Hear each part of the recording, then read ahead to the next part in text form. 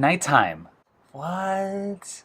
Yes. Brewing at night. I'm not gonna be able to brew for the next 2 weekends. I wanted to get one in before I left. And I figured, why not? Why not, right? Why not? It's better than me complaining about how hot it is all the time anyway. Current temp, 82. Can you guys get some cold weather around here? That being said, I'm doing an IPA. Should be branching out. I know that, but I could not resist because my last IPA wasn't that great, and I want to make it better. So I also happen to have some extra hops lying around, and those hops are more lupulin powder hops, and those hops are Simcoe and Ekuanot. Vacuum sealed nonetheless. Contained. No airs in this. At least I hope not. I'm gonna do a hybrid batch of those two. Gonna use both those hops, split. I did do an Ekuanot beer with Brewyard Beer Company recently. That's not quite done yet. I did try a sample of it. I'm not gonna tell you how to taste it at the moment because it wasn't carbonated. And stay tuned for that tasting on that. However, I want to see what would happen if I added Simcoe to it. So I know if you add certain hops, it can change the complexity, the flavors of it, you can get different things out of it. And just doing 2-row, a little fake oats to boost the body, acetol just to lower my pH, USO5 for the yeast, 1.5 gallon batch. I'm doing a half an ounce, 0.25 ounces each, steeping for 30 minutes, nothing in the boil, and I'm gonna dry hop 0.3 ounces each in my keg. Very simple recipe. I'm not eating that homebrew shop crappy old hops anymore. It's gonna be the good stuff. So very excited about this. I say it every time, but this time I'm really excited about it. So yeah, I've already mashed in. Mash section was done, but let's go back about an hour before that and start the brew day.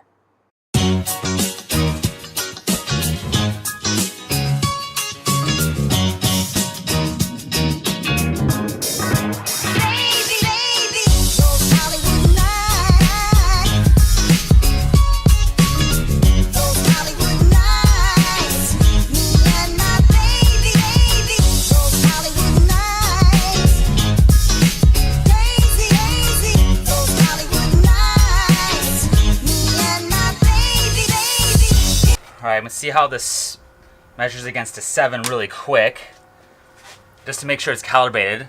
I don't want this to be off. I did calibrate this yesterday, but you know, you never know. Awesome, it's right at 7. Good, so I'm going to give this a rinse now, my distilled water. It's always good to do in between readings. I'll change that water out if I need to do more readings, like if I go back and forth between a bunch of stuff. Okay, this is cooled down to about 80-ish, I'm guessing. Speed is of the essence at this point because the mash gets converted in about the first 15 minutes anyway. So beyond that, the pH almost won't matter. So if you just get this done in the first few minutes, then make adjustments as needed then, you'll be fine. So see what we're at here. Wow, that is lovely. Look at that, 5.2. It's at 84 degrees, so I think it adjusted pretty well. That is beautiful. 5.2 to 5.4 is where you want to be. I'm not going to mess with this at all. I've heard of some brewers loving 5.3. I've heard recently through someone commented on one of my videos that 5.4 works really well for IPAs. You know, the acid addition worked great. I did not have to add lactic acid. And if you need to add lactic acid, the rule of thumb is 1 milliliter of lactic acid drops the pH by 0.1. That, I think, assumes more for 5-gallon batches. I usually cut that by a quarter or so. I'll do like 0.25 milliliters and then test it, and that usually drops me to about 0.1 my pH.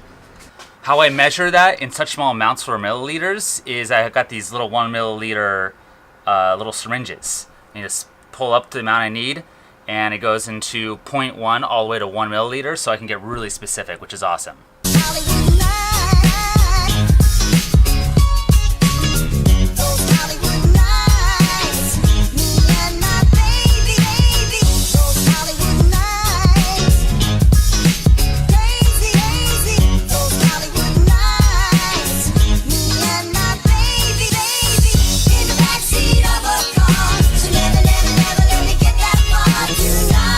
I'm only going to do a 30-minute boil on this. I know there's a concern about DMS. I'm not concerned about it. Kind of like hot saturation with the mash. I never had it. I never tasted beers. Anybody's had it. I'm sure it's happened. There's actually a really interesting study with Brewlosophy guys. They did a 30-minute boil and 90-minute boil with Pilsner malt. And they actually sent it to a lab and tested for DMS. And it came back as no difference. So that was one example, one case. I'll link that below in my description so you can see the experiment they did. Interesting theory about why there might have been no difference. Regardless, I'm not worried about it. Pretty well modified malts these days. A 30-minute boil it is. So that's this gravity, shall we? Newer refractometer. Bumped. Make sure it's calibrated right. Distilled water. Ooh, it's fancy. Looks a lot better than the other one. I had my other one for like 2 years, maybe 3 years. This is a little better. I can read a lot better, a lot bigger numbers. Love it. Oh baby, like it. Liking it. 10:45. On target, nailing it.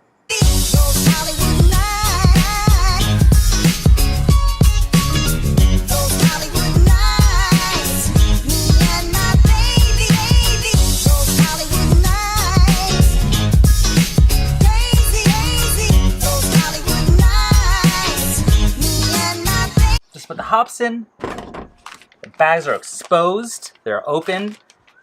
And what I've been doing before is just duct taping them and then putting them like in a jar. Sometimes I'll put the jar filled with CO2 to store them, put them in the freezer, but it's not good enough. I bought something. Vacuum sealer. All right, now we're in business. Now we are in business. I should have bought this a long time ago to store hops in. It's the best way, hands down. I don't know the brand of this, but I got the cheapest one with the best reviews. Oh, here it is. Wow. I just read the instructions briefly just now.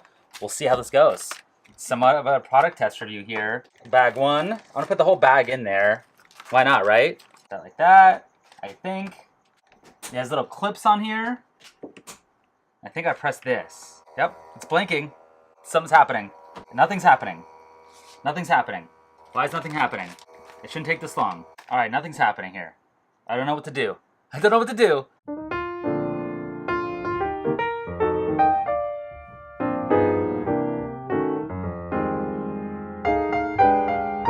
Something's wrong here. Something is wrong.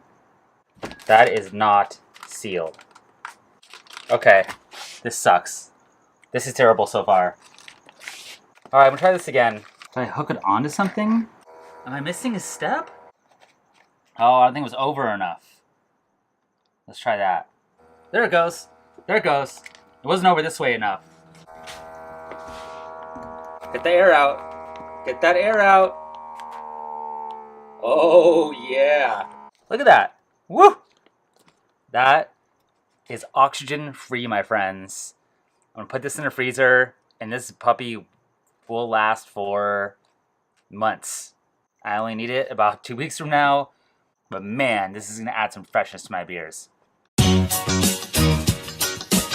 All right, after about 15 minutes here, it's cooled down to 170 degrees Fahrenheit. I'm going to raise it back up to about 190. I want to keep it in that range. I don't mind having it cool down below 180.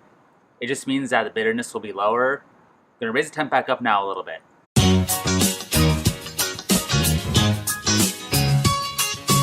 $10.58. So that's right on target.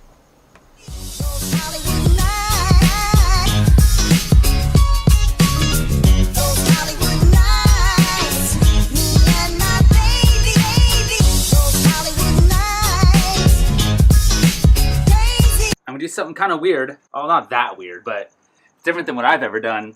I'm actually gonna ferment this into 2 different jugs. Instead of putting it into my 3-gallon carboy, 2 1-gallon jugs.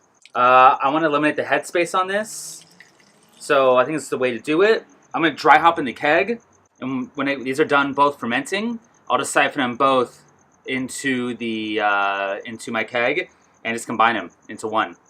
So yeah, let's do this.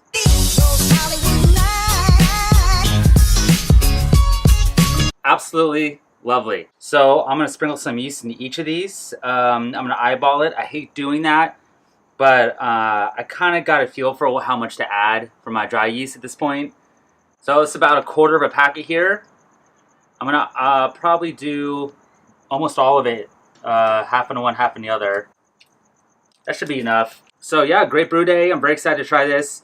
No homebrew store hops were bought, as I said. That is the key, I believe, in this one.